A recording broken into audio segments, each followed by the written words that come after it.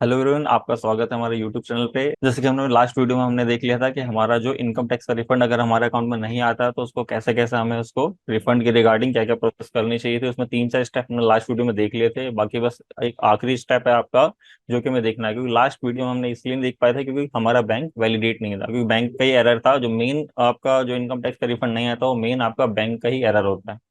तो एरर हमने last class में देखा था कैसे उसको रिजॉल्व करना है, क्योंकि उसमें अगर एरर आ रहा है तो उसको आपको रिमूव करके दोबारा साइड करके फिर आपको वैलिडेट करना है। अगर इनकेस कोई डायरेक्ट ये वाली वीडियो देख रहा है तो मैं उसके लिए कहूंगा कि उसमें मैं ये तीनों कवर आपके कर लेता हूँ जो मैंने तीन स्टेप पहले उस वीडियो में बता चुका हूँ, जिससे कि आपको आपके रिफंड क्लेम करने में कोई एरर ना आए। ठीक है, उसमें पहला स्टेप था कि आपको क्या है, आपकी एक तो रिटर्न ई वेरीफाई होनी चाहिए थी और देन उसके बाद आपकी रिटर्न प्रोसेस हो जानी चाहिए, क्योंकि प्रोसेस के बाद ही आपका रिफंड आपका अकाउंट में आएगा। बट आपने देखा कि आपका रिटर्न प्रोसेस हो गया है, बट यहाँ पे प्रोसेसिंग कंप्लीट है, बट आपका रिफंड अवेटेड दिखा रहा है। तो ये तीन चार चीजें हमें चेक कर ली। चेक करने के बाद फिर मैंने बताया था आपको ई फाइलिंग में जाके इनकम टैक्स फाइलिंग जो आपकी रिटर्न है उसमें व्यू फाइल रिटर्न में जाओगे तो यहाँ देखोगे रिफंड फेल है। तो अब इसका मेन रीजन हो सकता है, सबसे मेन रीजन होता है आपका बैंक अकाउंट की बैंक अकाउंट अगर वैलिडेट नहीं है, उसमें कुछ एरर आ गया है या उसमें कोई डाटा मिसमैच है। जैसे इसमें हमारे इस वाले एसएससी में क्या था कि आपका कॉन्टैक्ट और जीमेल उसमें एरर था। एरर इन द सेंस कि उसमें मेल आपकी वाली नहीं थी जो बैंक में आपकी अपडेटेड है। या फिर आप ये कह सकते हो कि दोनों में से एक चीज, आपकी जो फोन नंबर या ईमेल जो आप इसमें डिटेल डाल रहे हो अपने इनकम टैक्स पोर्टल पे, तो उसमें से एक ना एक आपकी बैंक में भी अपडेट होनी चाहिए। अगर दोनों है तो ज्यादा बेटर है, अगर एक है तो भी ये कंसिडर कर लेगा उस चीज को।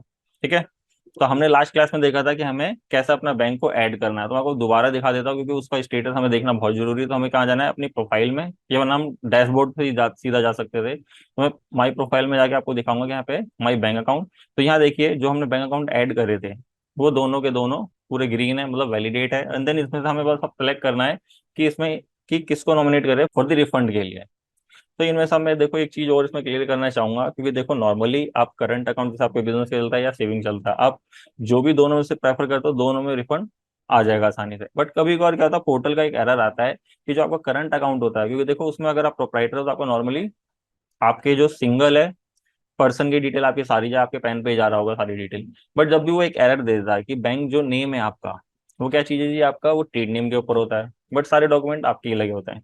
तो अगर इस चीज का एरर देता है कि भाई जो पैन पे जो नेम है और जो बैंक में नेम है वो मिसमैच है, तो उसके कारण आपका अगर इंडिविजुअल हो तो आप उसकी जगह आप प्रेफर किसको, सेविंग वाले को कर सकते हो। ये बस खाली इंडिविजुअल केस में, क्योंकि अदर केस में आपके फर्म अकाउंट में आपका जीएसटी नंबर उसी ट्रेड नेम पे रहेगा और आपका जो बैंक अकाउंट है वो भी उसी सेम नेम पे रहता है, तो इसमें कोई एरर नहीं आएगा अदर देन आपका इंडिविजुअल।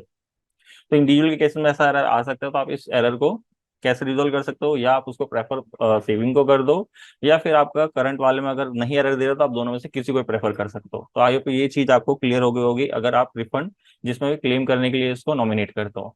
तो इनके केस में ऐसा ही एरर आ रहा है जो मैं अभी आगे दिखाने वाला हूँ आपको, तो इसलिए मैं इनके सेविंग वाले अकाउंट को इसको नॉमिनेट कर रहा हूँ। देन इसको कंटिन्यू करेंगे। कंटिन्यू करते देखो अब रिफंड के लिए नॉमिनेट हो चुका। तो अब हम इसका क्या कर सकते हैं, जो लास्ट स्टेप हमारा बचता था, क्योंकि जो हमारा रिफंड था वो फेल हुआ था। अगर किसी कारण से अवेटेड था तो खाली वैलिडेट करते 3-4 दिन में आ जाएगा, बट कई बार जब फेल का स्टेटस आता है तो आपको रिफंड को रिक्लेम करना बहुत जरूरी है, वरना आप जब तक वेट करते रहोगे वेट करते रह जाओगे जब तक आप उसको रिक्लेम नहीं करोगे। यहाँ पे आगे हमें कहाँ जाना है, सर्विस। सर्विस में देखो आपको यहाँ दिखाएगा रिफंड री इशू। देन रिफंड री इशू में आप जाओगे तो यहाँ आप देखोगे कि क्या कह रहा है कि क्रिएट रिफंड री इशू रिक्वेस्ट। जैसे आप इंटर करोगे तो देखो हम इसी को टिक मार्क करेंगे जो हमारे एक्नॉलेज नंबर दे रखा है आपको। देन यहाँ पे देख रहे हो अस्सी में सारी डिटेल आपको शो कर देगा। देन इसको कंटिन्यू करेंगे। तो यहाँ पे देखो आप सबसे पहले पूछेगा कि सिलेक्ट है बैंक अकाउंट। बैंक अकाउंट क्या है, जितने भी हमारे बैंक यहाँ पे ऐड हो रखे हैं वो सारे दिखाएगा यहाँ पे, और उससे पहले जितने भी मतलब जो पुराने भी थे वो भी जो आपके, बट उसमें देखो रिवैलिडेट करेगा तो हमें वो वाला सिलेक्ट नहीं करना जिसका स्टेटस अभी यहाँ पे रिवैलिडेट करने का ऑप्शन आ रहा है। दोनों हमने रिवैलिडेट कर दिया था बट मैं इसका सेविंग जो ये प्रेफर किया था मैंने सेविंग वाला। तो मैं टिक मार्क करके जब नीचे आऊंगा तो यहाँ पे आपको प्रोसीड टू वेरिफिकेशन करना है। देन आपका थर्ड स्टेप दिखाएगा ई वेरीफाई। ई वेरीफाई क्या कि आपको एक इलेक्ट्रॉनिक जो वेरिफिकेशन आपको करवानी पड़ेगी आपकी जो री इशू करने के लिए। तो यहाँ से पूछेगा कि मेथड देखो कि आप कैसे कर सकते हो। I would you like to verify OTP on Aadhaar number जो आपका रजिस्टर्ड मोबाइल नंबर है, या डीएससी के थ्रू अगर आपका डीएससी, बट डीएससी आपके इंडिविजुअल केस में ना के बराबर होगा आपका।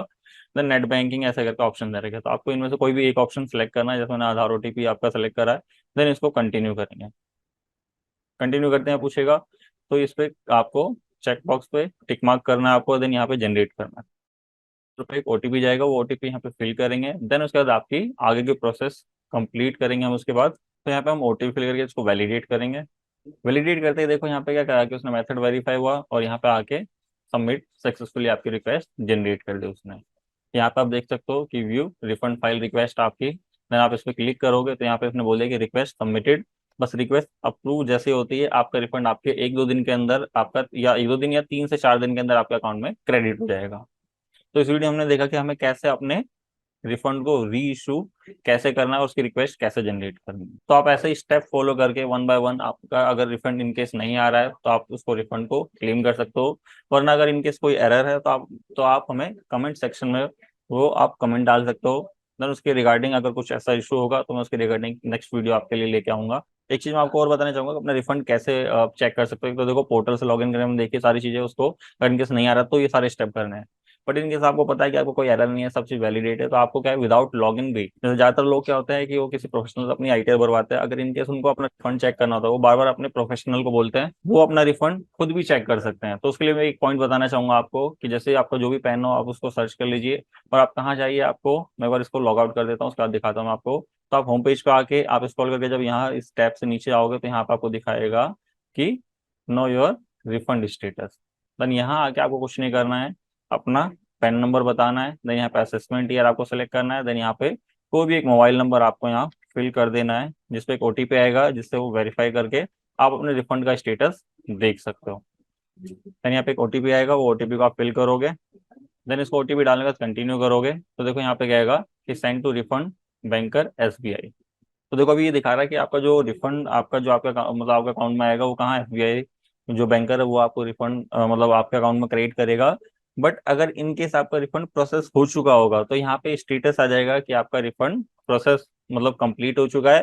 देन एक यूटीआर नंबर एक जनरेट हो जाता है, अगर इनकेस आपके वो रिफंड आपके अकाउंट में क्रेडिट नहीं हुआ तो आपको बैंक में जाकर उस यूटीआर नंबर से आप उसको गो थ्रू कर सकते हो। बट अभी जैसे इनका रिफंड अभी अवेटेड था, हमने सारी चीजें कर दी, तो अभी दिखा रहा है कि send to refund banker SBI उसको रिफंड बैंक करेगा। बट जैसे ही रिफंड इनके अकाउंट में क्रेडिट हो जाएगा तो यहाँ स्टेटस चेंज हो जाएगा। स्टेटस चेंज होकर क्या हो जाएगा कि आपका रिफंड मतलब आपके अकाउंट में क्रेडिट हो चुका है। देन उसके बाद आपको एक यूटीआर नंबर एक ट्रांजेक्शन जो नंबर होता है वो जनरेट हो जाएगा। और ऐसे ही प्रैक्टिकल नॉलेज गेन करने के लिए आप हमारे यूट्यूब चैनल को सब्सक्राइब कर सकते हो, एंड हमारे पेड कोर्सेज भी होते हैं जिसको आप हमारी वेबसाइट पर जाके गो थ्रू कर सकते हो। वेबसाइट आपकी है, मैं आपको एक बार शो कर देता हूँ, nishantanco.com। देन इस पर सर्च करोगे, देन यहाँ पे आपका ऑफिशियली हमारी वेबसाइट आ जाएगी। देन इस पर हमारे जो कोर्सेज है आप उनको गो थ्रू कर सकते हो, अगर आपको बेस्ट लगे तो आप उनको परचेज करके एक मिनिमम प्राइस पे आपको दे रखे हैं जिसको आप परचेज करके आप अपनी नॉलेज एनहेंस कर सकते हो।